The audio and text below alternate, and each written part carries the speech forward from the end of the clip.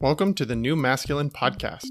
This is a place where masculine identifying people come together in community to disrupt outdated models of masculinity and together construct new models for our way forward as men.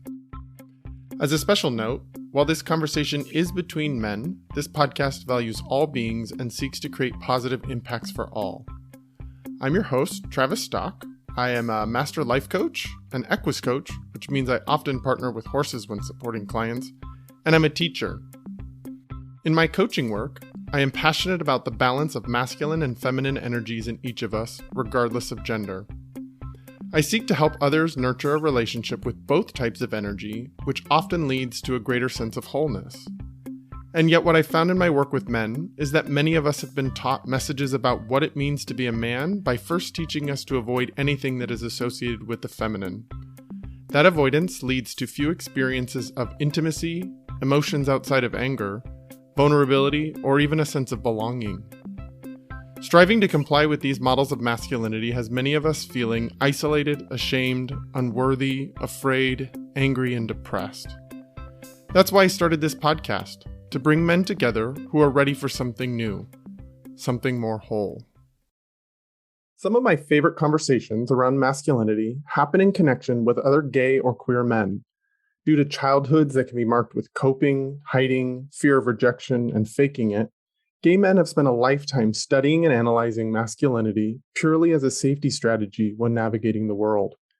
The way I see it, therefore, is we are uniquely positioned to comment on and voice what we've learned in our conversations on the new masculine. And my next guest voice is one I'm thrilled to welcome. Tyler Boyle identifies as an artist, as a gay man, and as a single man. He explores, in his visual art, how masculinity affects self-esteem, self-image, relationships, perceptions, and how our societal norms enforce the mask of masculinity. Possibly even more fascinating is where the inspiration from his art comes from, his dreams, meditations, and intuition. Tyler is also an entertainer and speaker who often shows up as a professional hype guy, dance entertainer, host, and MC. Sounds to me like this guy might have some stories to share. So without further ado, welcome to the New Masculine, Tyler. Hey, thanks. Thanks so much. I love that intro. It's a tight little thing you wrote up there. I love it. I say this to most of my guests is that one of my favorite things is to write something about somebody and then watch their reaction to it without preparing them for it. It's sort of, some people are like, wow, I did not see myself that way. And sometimes other people are just like, whoa, where did that all come from? It's kind of interesting, the spectrum of people's responses. Yeah, in movies when somebody's being serenaded, you're like, what would I do if somebody serenaded me? What would I do with my hands? Listening to your own bio back at you is like, what do I do right now? But I love that. Thank you. How glowing. Luckily, my screen goes to the thing that I've written so that I don't actually see what your face is doing the whole time. So I have to wait till the end to get the response. So thanks for giving me some feedback. Yeah. So is there anything I didn't mention in that intro that it feels important to kind of locate you as before we jump into this conversation? If anybody's looking to find me online, you can find all the random and various and sundry things that I do at www.tylercboyle.com. That's the letter C in between. And yes, I'm a man, a jack of all trades. I have embraced adult attention deficit hyperactivity disorder, and I have a million hats that I wear. And I'm so honored to be here and have a conversation about something that I'm so passionate about. Yeah, I'm so excited to have you here. In our first conversation together, we were kind of exploring where does this go between all of us and between us. And one of the things I recognize is that you and I are both having conversations that are about analyzing and deconstructing and questioning masculinity, but in very different mediums. Like my medium is through the verbal language, through my coaching skills with my clients, and through just kind of sharing my voice, my verbal voice. And yet yours takes a more artistic and visual approach. And that's something that I thought was really fascinating. Is we come from different sort of directions, but we're having similar conversations around a topic we're both passionate about. Yeah, and I guess that's a good place to start. So a part of the reason we connected is because I am a visual artist. My expertise in the art world is a genre known as spirit art, because my artwork doesn't come from a place of automatism. It doesn't come from a place of pre-thought. It doesn't come from a place of working through the process. It is something that shows up to me in dreams, in meditations and based on intuition where I see a piece already done. This was revealed to me when I went to Northern Ontario to an artist retreat in the forest where I was on a floating studio in the water all by myself. It was literally a building on the end of a dock that floated along on wavy days. And I realized in really being immersed with my own artwork in my dream journal and that kind of thing that all my artwork, despite it coming from my dreams and meditations, all have a similar theme. And that theme was masculinity. What's interesting is with my artwork, I see the paintings as done. When I'm dreaming, I have a little book beside my bed and I wake up and I've seen something, either artwork on the walls of the building that I'm in my dream, or literally just be a flash. Kind of like, when you look at a bright light and you see that impression behind your eyelids, that's what I see as an artwork already done. And it's not until I'm creating the artwork that I realize what the artwork means. So it's like inspiration, being what I saw, turns into epiphany once I start painting. And that's the interesting part, is they always come back, as you said in the bio, to the same thing, which is, masculinity, relationships, insecurities as a man, our confidence as a man, air quote man, right? So it's been a very interesting journey because I didn't know that this was something that was so much on my subconscious mind, but clearly it is, being that it showed these themes reoccur over and over in all of my artwork. Yeah, it's interesting as I was reflecting on your work and the way that you're inspired into your work. In some ways, the intuitive space, the meditative space, the dream space, I would often label those as more of like the feminine side of the masculine, feminine energetics, not necessarily male, female, but the balance of energies in between us. They come from that place that's inspired, that's intuitive, that's artistic, that is dreamlike, and it develops over time. Like, you didn't go in as an artist wanting to have a conversation around masculinity. It revealed itself to you. It developed within you to show you parts of your subconscious that you hadn't necessarily connected with. I think that's a really interesting side of balance, that you're having a conversation about masculinity, but with the feminine energy sort of guiding you along the way. Correct. That I've never put that together, but you're absolutely right. It's coming from a feminine place to look at my journey with masculinity, is putting it succinctly. And thank you for revealing that, because I've never seen it that way. It's interesting. One of my pieces that kind of speaks to this notion that we're talking about is a piece called Lion Man. And you can put it in the show notes if you'd like. It's a piece called Lion Man. And I saw the body of a famous Etruscan sculpture. And it's the sculpture known as the spear bearer. So it's this male figure, which was the air quotes ideal male warrior figure. And he was holding a spear and a shield. But the spear and the shield over time, obviously being made of wood or metal that rotted or rusted out, I'm not sure. But once the spear was gone and the shield was gone, you kind of have this air quotes effeminate pose of the body. Even though this was the ideal man, you have now an effeminate pose of the body, air quotes effeminate pose. Oftentimes, ancient sculptures also have what a lot of people talk about when they see my artwork, Lion Man. They're like, why is his penis so small? Which is another thing that is very, very heavily connected to masculinity and a sense of masculinity. Then, in the dream, the Etruscan sculpture had the face of a lion. And there's nothing more masculine than a lion with a big mane and a deep roar and a pride of lionesses to impregnate, him being in charge. But at the same time, within the dream, this lion figure was vomiting out rainbows. So we have the body, we have the brain or mind, that's the lion, and then we have the being or the words that we say, which was the rainbow. So it's this interesting trichotomy dichotomy, trichotomy. I'm making up that word. I don't even know if it's a word. Go for it. I love it. Thanks. So we have this trichotomy of what we do, what we say, what we believe, how we appear to the world of the body, the brain, and the being, the body, the brain, and the self or the soul, that we question sometimes as men, or people question us externally as men based on how we present, what we say, or what we think in terms of masculinity, right? It's a very interesting piece where these themes, this piece tied together all the other themes that were coming forth in my artwork. The body.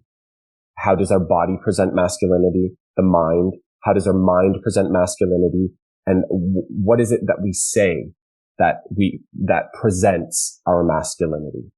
It's an interesting exploration. And I don't expect to find answers necessarily.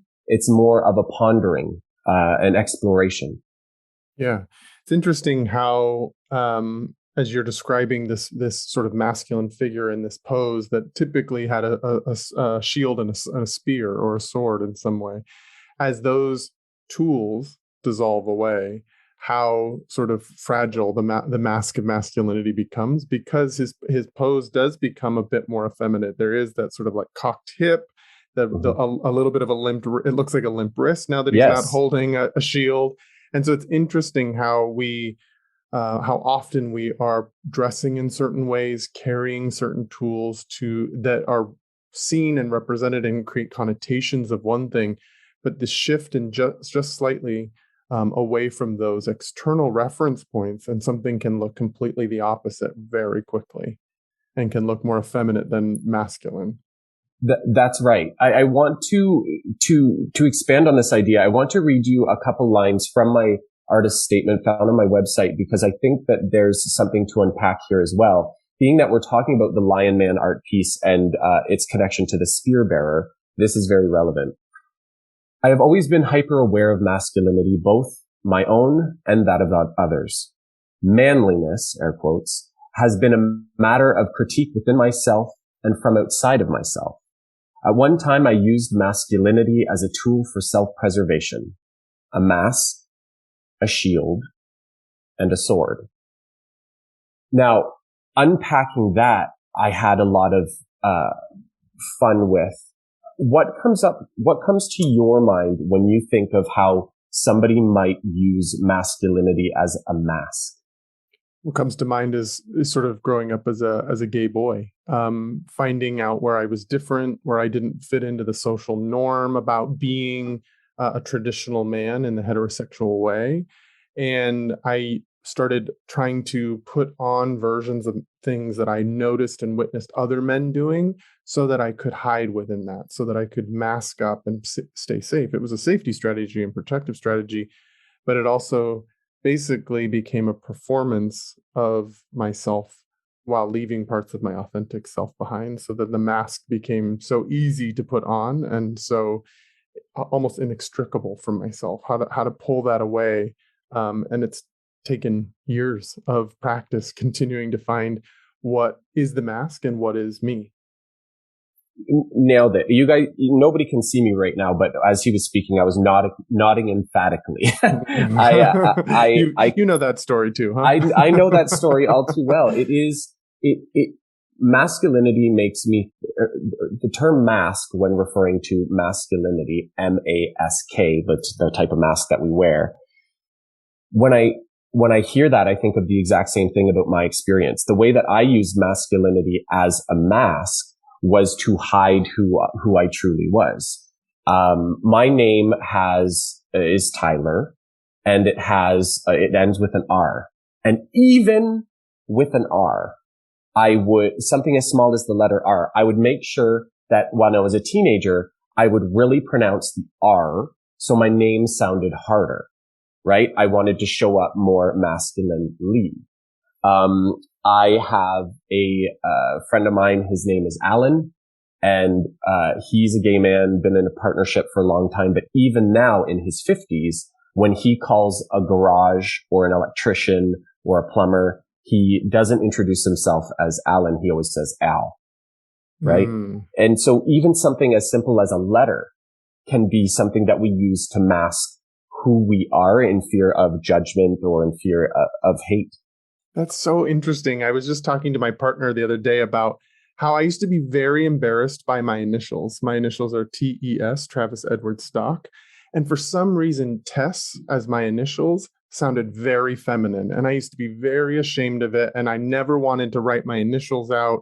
I never wanted to be asked about that because somehow that just the 3 letters made me less manly and exposed me as the homo I was. Isn't that so bizarre? And so these are the things that het cis people don't often think about, because they don't have to think about these things, but these are the things that often gay men, especially growing up in the closet, that come to mind. I'm lucky enough to have the initials TCB, which I pride myself on as being super the country's best.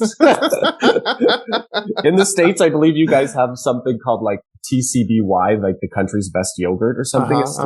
Anyway, yeah. I saw that when I was a teenager. I was like, those are some strong initials. I would have been jealous of you as a child. Right.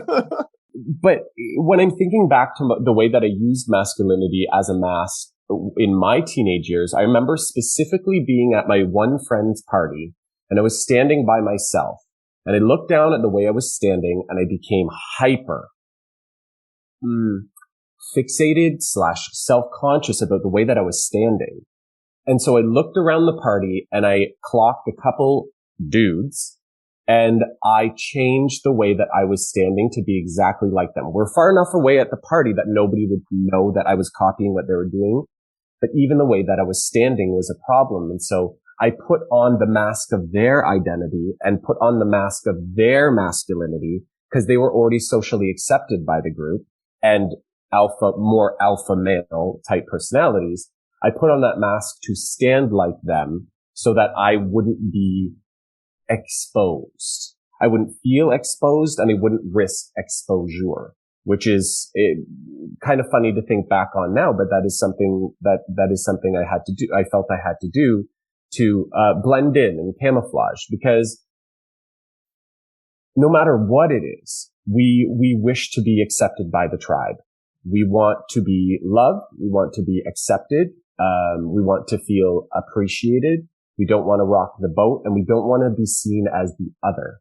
So my lack of otherness was my homosexuality, or my otherness rather was my homosexuality.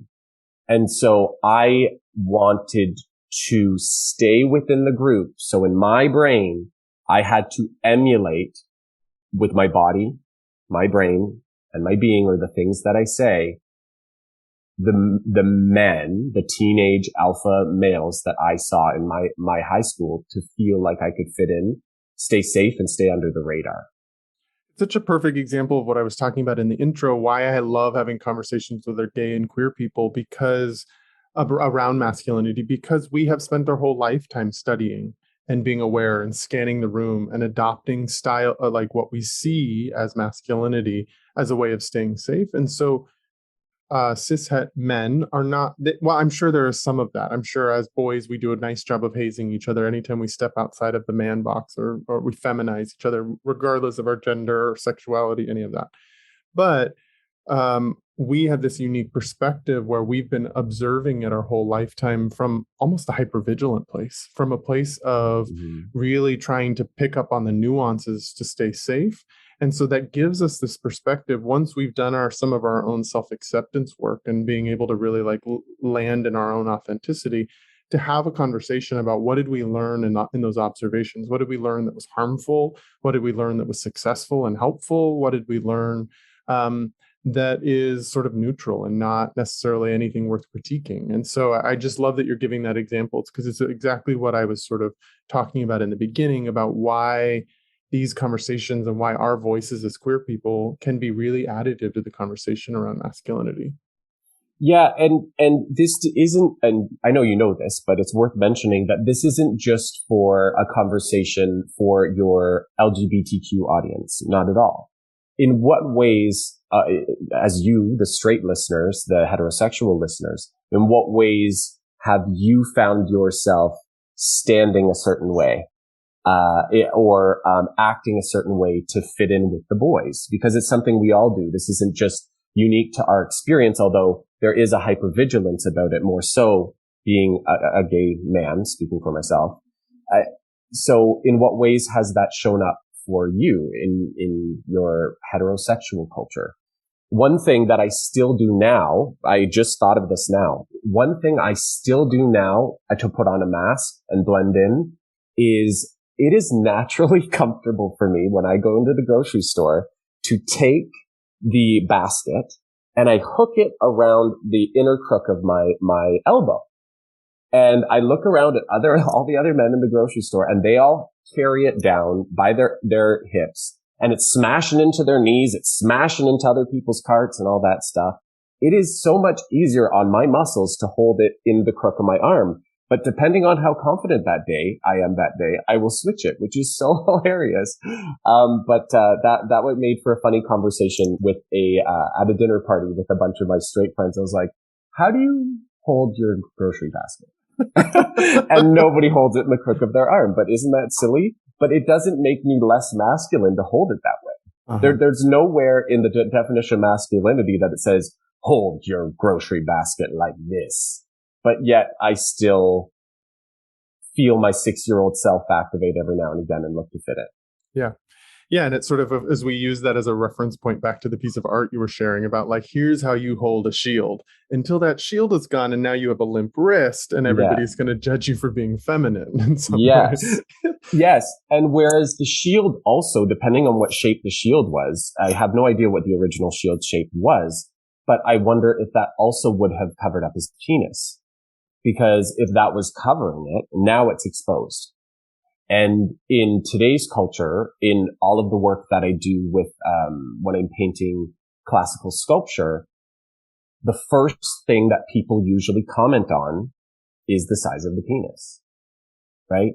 It's very interesting. And then on that note, speaking of the shield, going back to the artist statement there, in what way would you say that we use masculinity as a shield?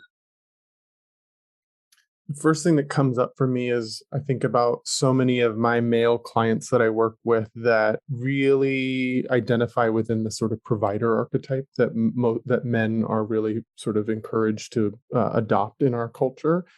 And when you're in that provider archetype, sometimes that shields you from actually doing, like, really feeling vulnerability, shields you from really having to address your impact in your relationships, because you're so focused on one aspect of demonstrating masculinity, providing for your family, that you aren't able to actually connect to how you feel, what moment, how much grief is there, how much fear might be there, how much even like unbridled joy can be there at different times. We get sort of shielded from our emotions because we're so focused on accomplishing and doing and meeting goals out there in the outside world.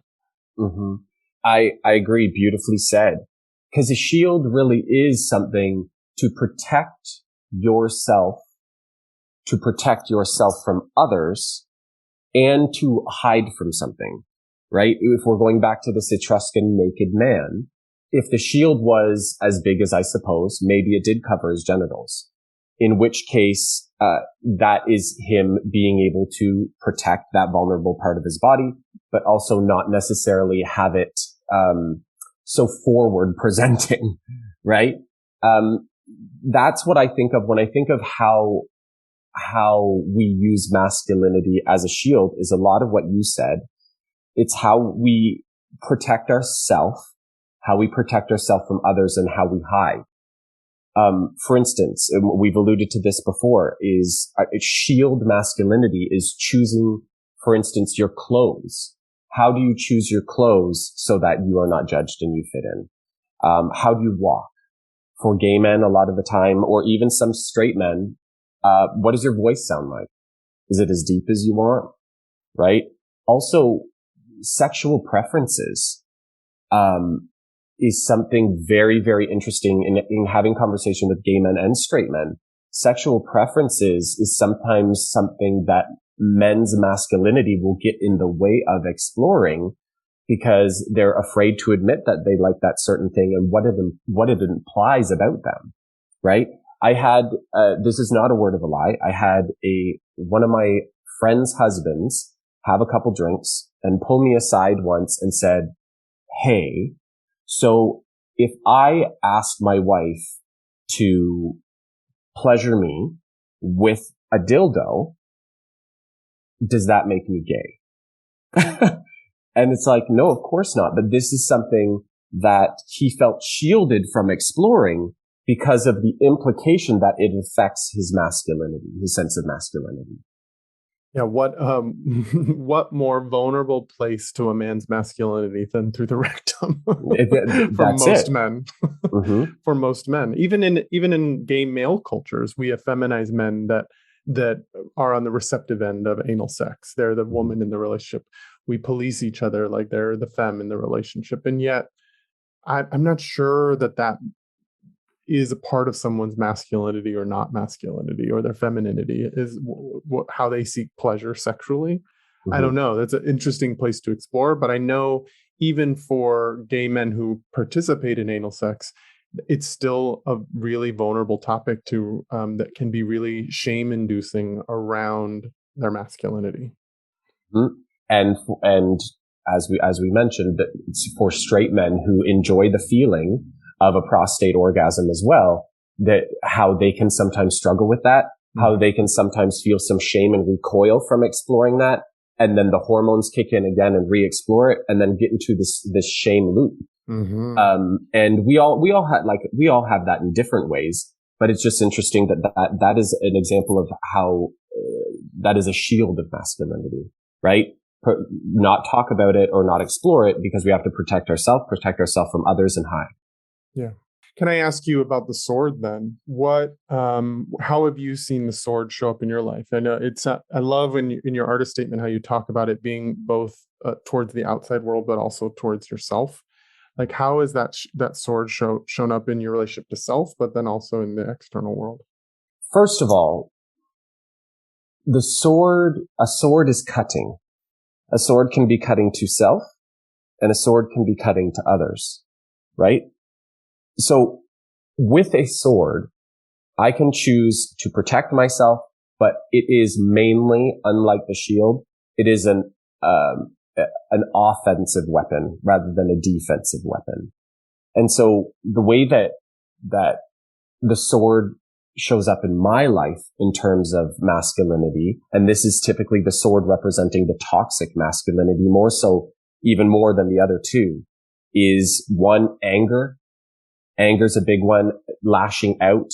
Also, I see a lot of men in my life or in the media or whatever doing kind of like an outdoing anger. If you get mad, it's my job to protect my masculinity to get dually mad and outdo your level of anger. And then it escalates because it turns into a power imbalance. It turns into a power struggle.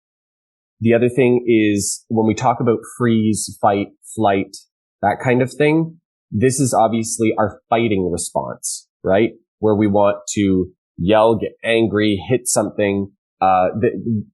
Basically, some of this is attributed to testosterone, of course, but it's kind of our attack mode, right? And that's where we get into the place where we say or do things that we sometimes regret. Some of these things that a lot of people might say, oh, well, they're natural because we're men. But with masculinity, I believe that there's absolutely nothing wrong with masculinity. There's nothing wrong. It shouldn't be vilified. Agreed. But keep an eye on it.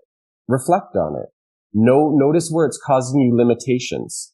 Right? And if you believe that I'm a dude, so I just need to be angry and I just need to punch the wall and I just need to smash shit or whatever, that's a time to give yourself pause and say, yes, I love that I have this fighting quality because that's what makes me defensive of my loved ones and et cetera. But is that necessary here? I think also that the sword is a lack of compassion and empathy for others, and feeling like we don't need to look at that because we're a man. But as everybody on the planet should, we should all be doing the work to be a better person and not be somebody who shows up to the world like an asshole. So being compassionate and empathetic can still be masculine, and we don't need to default to the state where our lack of compassion and our lack of empathy negatively affects others. The other thing that I notice a lot of, and when I think of toxic masculinity and my experience with it in relation to the sword metaphor, is gaslighting.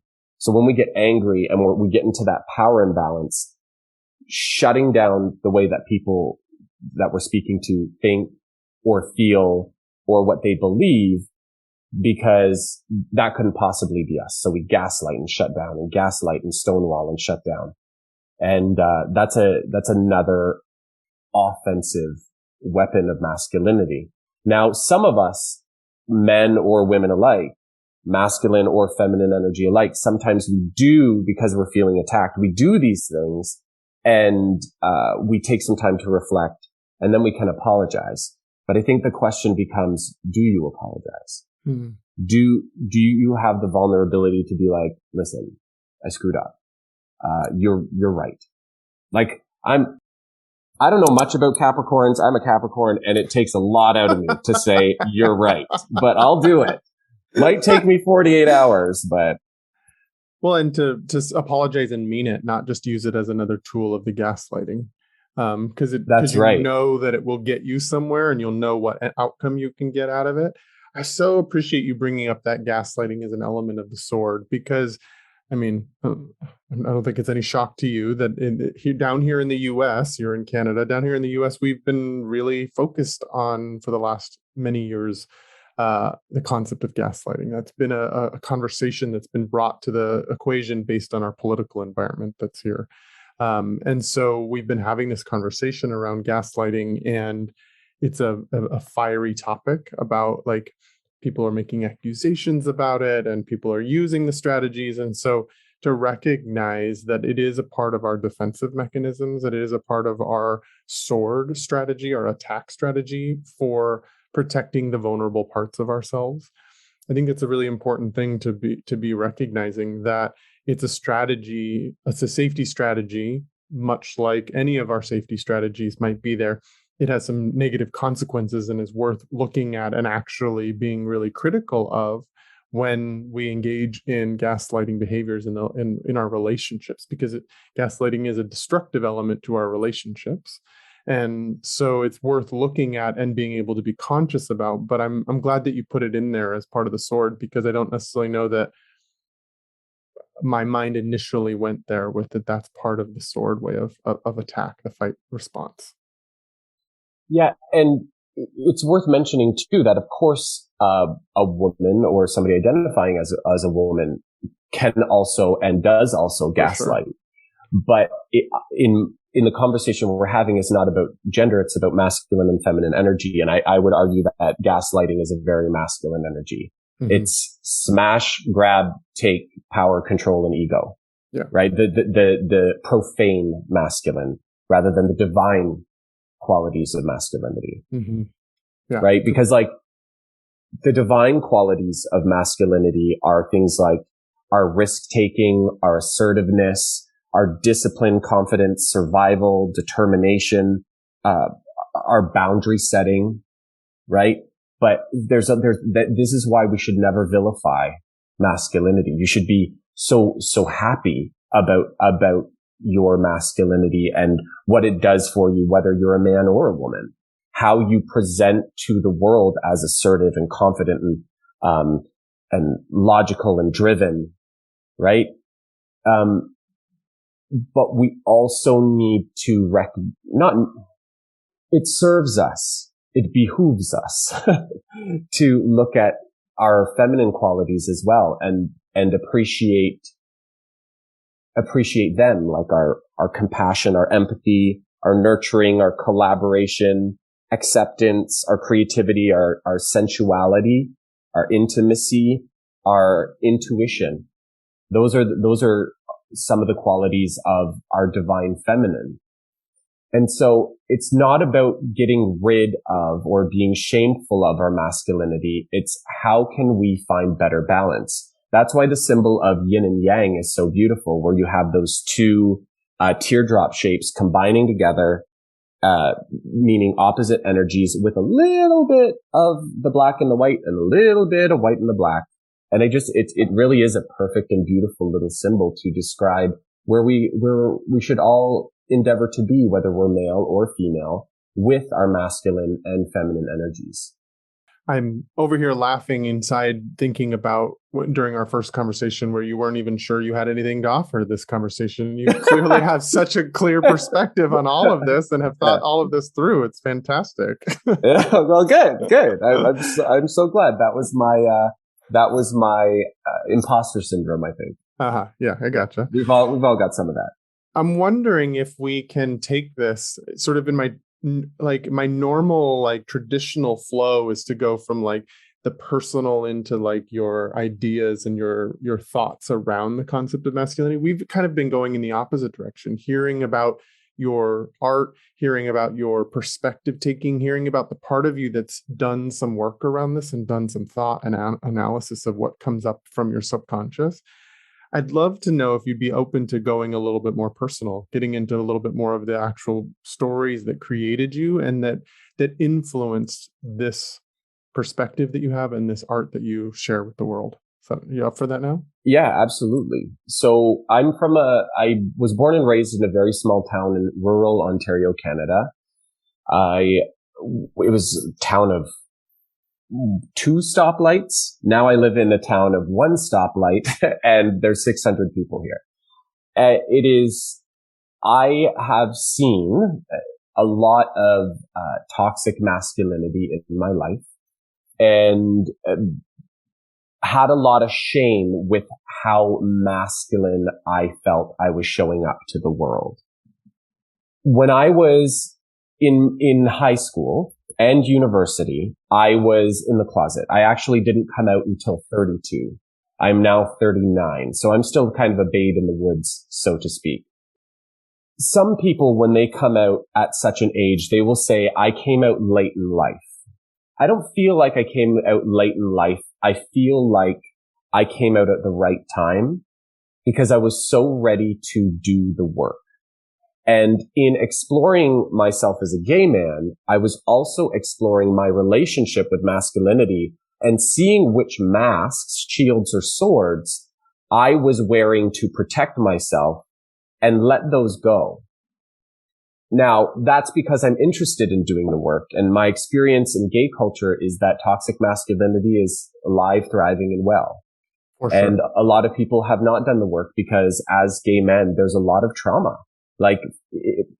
I don't feel like I've had a significant trauma in my life, but if you think about it, I wasn't authentically myself for 32 years where I was hiding, where I was dating women and not happy either than the friendships that I made, but not heart happy, right? So my relationship with masculinity, I didn't even know I had one until I started doing the work and my artwork started to shift. My artwork when I was in the closet was, I just painted animals, farm scenes, very cottagey ski chalet type moments. And it wasn't until that I came out where a veil was lifted or something was revealed to me where this stuff started popping up in my dreams and meditations. And as I started to paint them, I went, wow, I still have a long way to go in understanding who I am as a man. As you're talking, I'm thinking about back to the beginning of our conversation. We were talking about sort of that intuitive process that from which you create your art, it tends towards more of the feminine side of the energetic spectrum. Mm-hmm. And I'm really curious because in my experience as a gay man, one of the ways I started using masculinity as a shield and sort of divorcing myself from all of the things that I saw as feminine. So my vulnerability, my sensitivity, my emotions, I try to kind of like push those to the side and use masculinity as the shield. The consequence as an adult man, as I continue sharing my voice, as I continue taking a perspective and offering my work, I sometimes still find myself having to like shame come up when I let my unique voice come through, when I let those parts of myself that I like kind of left behind, or even have hard time reconnecting back to those things when I've divorced myself from them for so long. How do I start to build a relationship to them and feel safe within them? Have you had that experience where by not being authentically yourself for 32 years, as you've started to find your voice, have you found that process to be vulnerable or shameful or challenging to really let that intuitive, more feminine side of the energy spectrum come through with you? Yes, absolutely. There's so much that I wouldn't allow myself to do in the past or say. Something as simple as I'm an elementary school teacher, as well as an artist, and showing up to Halloween at our school dressed as Ursula from Disney or Maleficent. When I was in the closet, I would have never have done that, because what if? What does that mean? What does that say about me? So there's this claiming of self that I really enjoy. I also enjoy how fun it is to experiment with my masculine and feminine energies when so long I wouldn't dare, when it was my job to repress any type of femininity, even if it was the divine feminine qualities as being compassionate or nurturing or reflective or accepting. Oh God, don't do that. What, are you gay? It sounds ridiculous, and it is ridiculous, but even the most lovely qualities of our inherent feminine energies are things that I would repress. And so now it's just an exploration. And in the show notes that you forwarded me before we met today, one of the questions you had written down is, what does it mean to be masculine? And I had written down here in my notes that I don't know. It's very enigmatic. It's an energy. It's a way of being. It's got a lot of negative connotations and a lot of negative feedback within the past, 10-ish years, 5-ish years. But it's disadvantageous to be just one thing, to be just the masculine energy or to be just the feminine energy. It's an embracing of them both. So what does it mean to be masculine? I have no idea. I just know that when I am using my sword or my profane masculine qualities, that I just need to soften. Or if I'm being too soft to somebody who's attacking me with their masculine sword, I need to harden. It's not about living on two separate islands, okay? Where one is the masculine and one is the feminine. It's about having them both within us, accepting them both as a part of the same island, and loving those qualities and knowing when to harden or soften respectively. Yeah, I love that.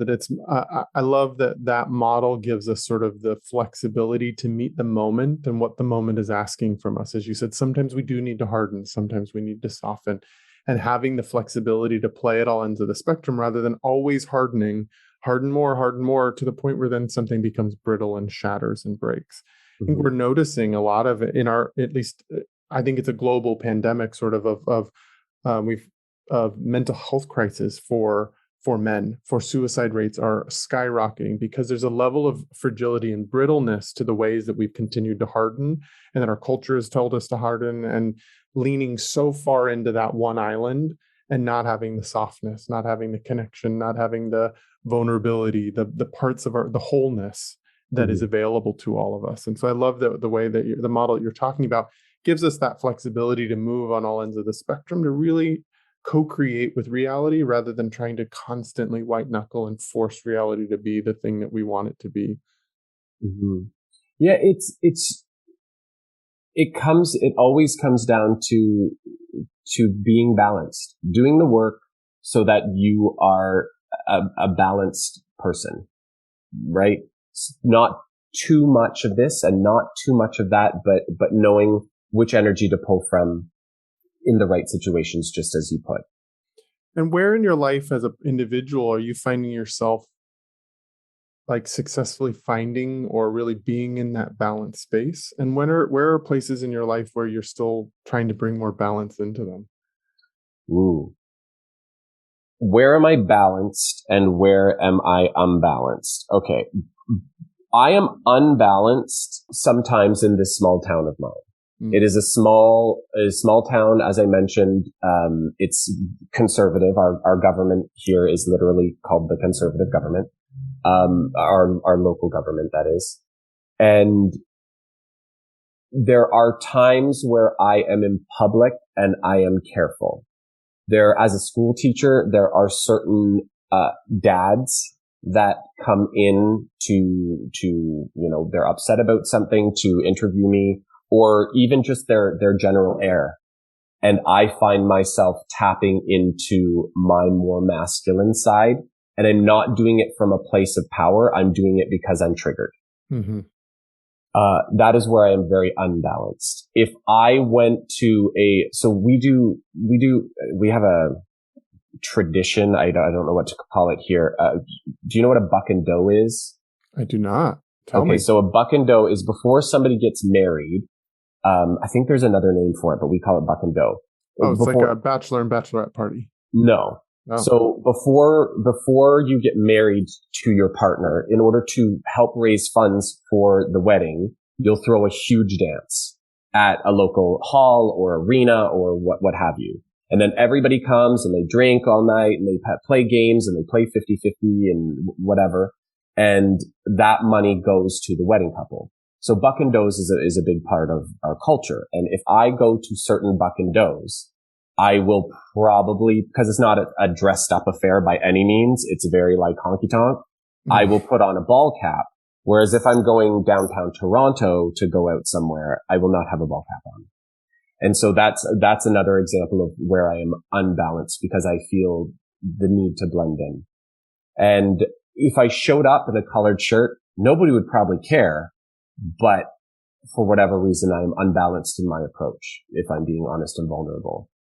Where am I balanced? I am very balanced in a lot. Within the past 3-4 years, I have become very confident and balanced. When I was in the closet, it took me so long to come out. And within 4 years, I had a talk about my experience coming out of the closet go viral, overnight and amassed 250,000 views in 48 hours, where I suddenly was very, very, very out on social media, to the world. A lot of my friends were like, don't read the comments. I read the comments. Some people are saying some nasty stuff. I had no idea that I was ready to be a voice for the LGBTQ community or be so confident as to show up in that manner, because I am much more balanced than I ever used to be, where I love my masculine qualities. I love my feminine qualities as well. What would you say are like the benefits to your personal life that have come from really doing the work to find that balance for yourself? General happiness, well-being, and balanced mental health. We all have peaks and valleys, but really it just comes down to happiness, because I don't have to show up for anybody else but myself anymore. Right? And I am also of the age, or I have done the work, or of the state of mind, or it's a part of my astrological sign. I don't know. But it's that Capricorn thing again. Yeah, it's the Capricorn thing, where I'm very good at being done with people, where I am through. I am through with that certain person, and I get rid of toxic people in my life in a respectful manner that we just don't align. And it feels wonderful and well balanced that at this time, if somebody does not resonate with me, or if somebody makes me think that TOO is a swear word, as in you're too loud, you're too this, you're too that, then they're not the people for me in friends, in relationships, or in family. And I am very good at respectfully cutting those ties where necessary for my mental health and well-being. So for you, would you describe that as a healthy version for you of using the sword, where you cut the ties, where you create boundaries and space as a healthy version, not the profane version of the masculine? I would agree. I would say yes. I would say yes, because I do it from a place of respect. I don't do it from a place of attack. I just do it in a manner that says, this isn't working out. I need to do what's right for me. We're not in alignment right now. All the best. Peace out. Man, there's a skill set I could learn from you. It's something that I've been practicing at this point in my life for the last few years of deciding what relationships fit and don't fit at different points in my life.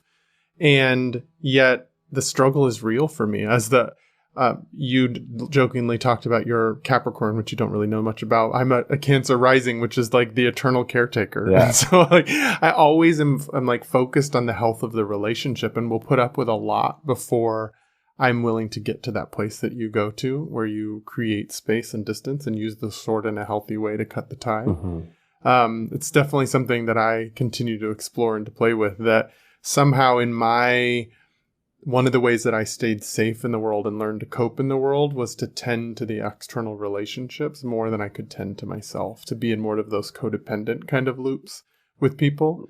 And so it's still the place where I continue to like lean into that the healthy side of the masculine, to find my own individuation and my own needs, even if the context of the relationship is telling me that person's needs are more important than mine. Mm-hmm. That my internal systems say that kind of stuff. So I appreciate you bringing up an example of the healthy version of the sword that gives you permission to fully be more in balance. Yeah, and it's not.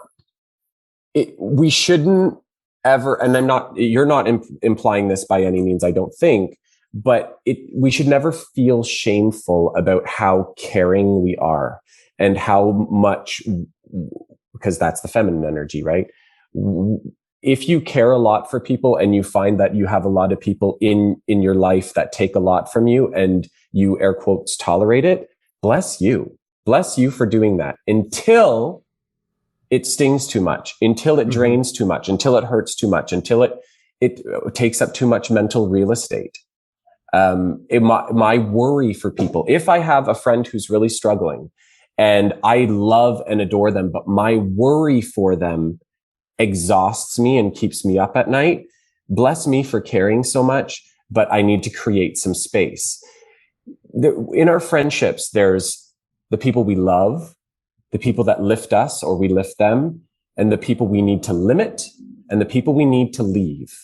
So it doesn't necessarily mean that a cutting of a tie automatically means leave. It can just be a placement temporarily into another one of those categories.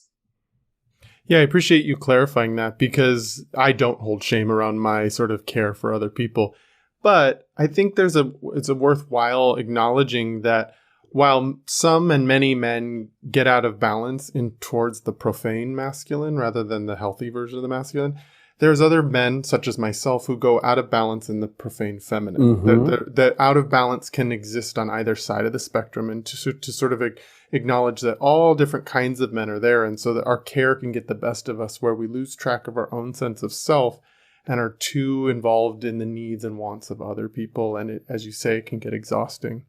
It can be about living for others rather than living for ourselves and connected to our own wants and needs. And so for me, it's about learning how to harden up in those moments as a man that gets out of balance in that direction. Mm-hmm. For other men, it might be about softening in those moments, to not sever the ties of the relationship and let that whatever conflict or whatever stuff is there for them to actually develop something new within them that helps strengthen their ability to be in connection and not just out there in the profane masculine using their sword.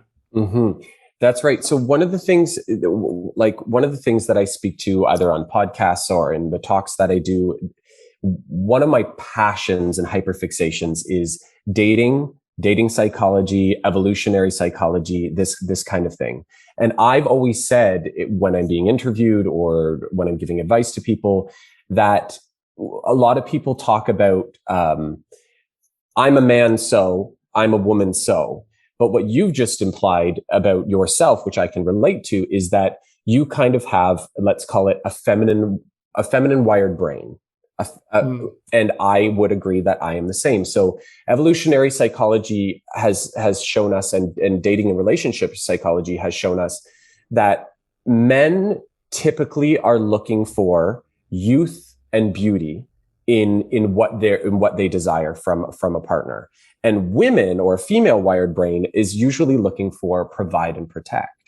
And I can tell that for me, youth and beauty is not necessarily something that I look for primarily. I find that the way I approach the dating world is from a more feminine type energy, where the idea of having a provider and protector, and not in the way that I'm going to be a stay-at-home lady, but in a little lady of leisure moment. Yes, I mean, I will if the invitation is there, especially with caftans and all. Yes, but the energy that I am definitely attracted to is a provide and protect energy, and so that's the other thing too. Is just because you are a man. I don't know why I just did that in 2 syllables. A man. You are emphasizing the heteronormity of man. Right, that's right. Just because you're a man does not mean that what you're searching for in love, relationships, connections, dating, friendships is aligned with masculinity. I just used air quotes for anybody that couldn't see. Yeah, I think that's really important, because I think so many men actually have very few models of what's possible within relationships. Mm-hmm. Like, we have very few models for what friendships and intimacy can look like between men. And I don't mean sexual intimacy, but we don't have very many models of what can be like a relationship between a man and a woman, except for sexual and marriage kind of relationships. We don't let men have very many female friends in our cult, heterosexual men at least. We don't let, men don't have very many male friends that they can have deep, rich, heartfelt, vulnerable conversations with. And so I think one of the things that's important is to continue modeling and demonstrating other versions of male relationships that can exist out there, regardless of the gender identity of the person that you're in relationship with. And I think that's one of the things I love about doing this podcast is just our conversations here, just my connection with you is modeling something new. Mm-hmm. It's modeling some sort of conversation that it's about intellectually and emotionally exploring this concept that we're both really fascinated about, without needing to involve power over with each other, sort of using our swords with each other to be the most intellectual or the most thoughtful about this. We can be just present in a rich conversation that enlivens both of us. Mm-hmm. Agreed. So I know that another part of your identity, and one of the things that I've enjoyed watching as we've become Instagram friends, is that you MC a lot and that you're a dance entertainer and you kind of hype the crowd up. Mm-hmm. And I've gotten to see videos of you doing that in crowds at different places. I would imagine, as a man who gets up in front of people and has to dance and has to move more fluidly with his body, that there may be some pieces of masculinity or this sort of conversation and exploration of masculinity that come up during those moments. Would that be a fair assessment to say? Yeah, for sure. What's very interesting is my ascension in the dance and entertainment world, if you want to call it an ascension, is directly parallel with my ascension in confidence as I slowly started to come out. The first group of people that I introduced myself as a gay man to was a group of dancers, a group of fellow dancers of mine. And it wasn't until I was 29 years old, with no dance background in my entire life, that I realized that I adore dancing. I adore moving my body unrestrainedly. I adore getting other people to dance. I adore when people don't think that they can give themselves that permission to dance, and then they do it to be silly, or because they want to, or because they're purposely pushing themselves. I'm going to call them breakthroughs, but the breakthroughs that I've seen in some men specifically who are like, I had no idea I could move that way, is incredible. I was doing an event specifically for kids once, and I did it for a couple weeks in a row. And there was this dad who would show up from the construction site. And the first week he kind of bopped on the side, just smiled. And then the next week in his construction, like steel toe worker boots, he came out and he danced a little bit. And by week 4, he would arrive a little bit early just to dance with the kids. And as we know about the psychology of the first follower, more of the parents felt that they had the permission to join. And it's very, very rare that a male will be the first follower for me in the events and festivals that I do. So for those of you that are not aware, I'm a professional hype guy. I show up to festivals and events and I yell at people to dance until they dance with me, and then they do, and it's magical and wonderful and amazing. And it's what a job. It's the best job ever. And one of the things that I rely upon is the impact of the first follower. But 99% of the time, it will never be a man. It might be a male child, but it is not a man. Mm-hmm.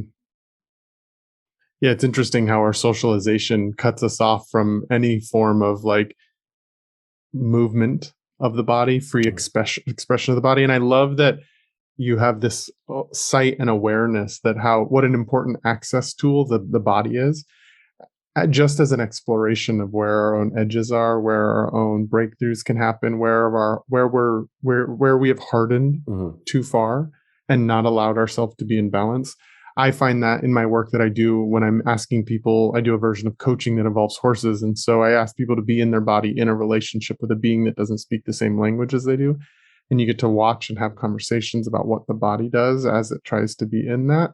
It's amazing what an important access tool the body can be, not just the conversational exploration of masculinity, but what does this creature, this being hold and its rigidity and its nervous system as a way of shielding, sorting, or masking. What was the other one that was masking? Mm-hmm. Yeah, masking, exactly. And so it's amazing what the body can tell us about that. Mm-hmm.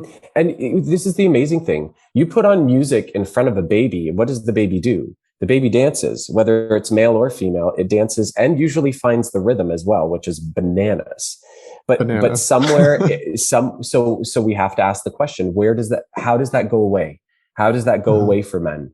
And it's because of fear of our bodies, a fear of being judged, a fear of looking feminine, a fear of putting ourselves out there, a fear of losing our connection with the tribe, right? It seems unmasculine to move your body. Yet when we're at the gym and there's a good stretching song on, and everybody's moving their body to music, but not aligned with the music, it's not necessarily dance because I'm stretching and it's fitness, then it's okay. Right. Mm-hmm. So it's very interesting to watch how masculinity plays out in the dance world. It's funny that you brought up the gym experience, because my partner and I talk about all the time where I don't do group fitness things at this point in my fitness journey, a more solo journey of putting my headphones in and just kind of lifting weights. And the gym can be one of those places, I think, for a lot of gay men that can really trigger our masculinity stuff. And I've noticed where I shift the way I walk, the way I make eye contact in the gym as a way of performing and staying safe. But I am somebody that loves to dance too. And so I'm always listening to good music, and I sometimes can't help it. And I just start getting it in my own workout. And if I'm unaware that I'm doing it, I feel okay. But the second I become aware of it, it becomes this now thing that I either do I continue performing as a way of stretching myself, or do I stop? Do I become really rigid? And then what's even more vulnerable is when I've had people come up and tap me on the shoulder and be like, what are you listening to? Yeah. You are just getting it over there. And it's like, what all of that brings up in me is like, I know I love to dance. I have done a lot of work around my own sort of masking around masculinity. And it still can be one of those places that really triggers the hardening and the rigidity within me that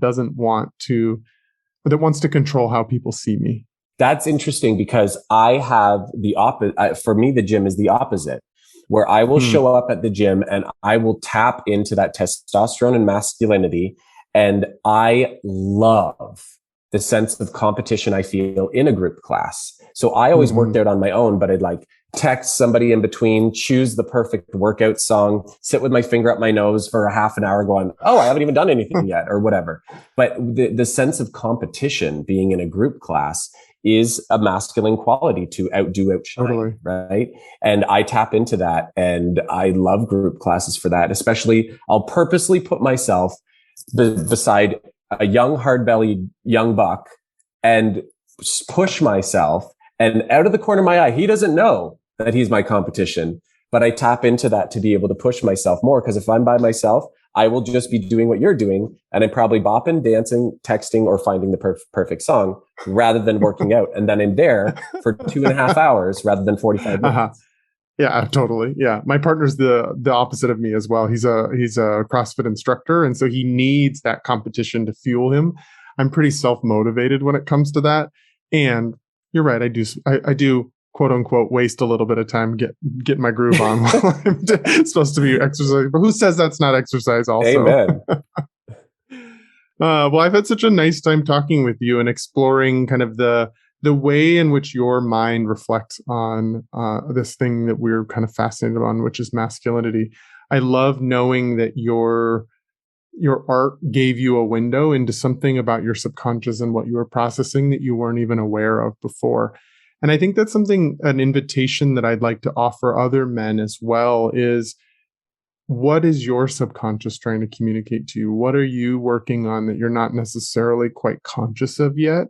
Because there are gifts when we allow that information to come through and we allow it to work on us and to let ourselves sort of be like bring more balance into our lives. And so I love just that your life and your story served as an invitation that I'd like to sort of extend to other people about like, let that information come through, find ways to express what is happening behind the scenes so that you can see it out in front of you and you can actually take a look at it with a much more like critical and aware eye on how it's serving you or getting in the way. Yeah. And ask yourself the question, how have I used my masculinity in the past as a mask? How have I used it as a sword? And how have I used it as a shield? Just as without judgment, without shame, just as a curiosity, a pondering, a wondering, how have I shown up? How has this limited me, or how has this pushed me forward? I think that's such an important element without the judgment and without the shame. I think so much of our socialization as boys into men teaches us a lot of judgment and shame.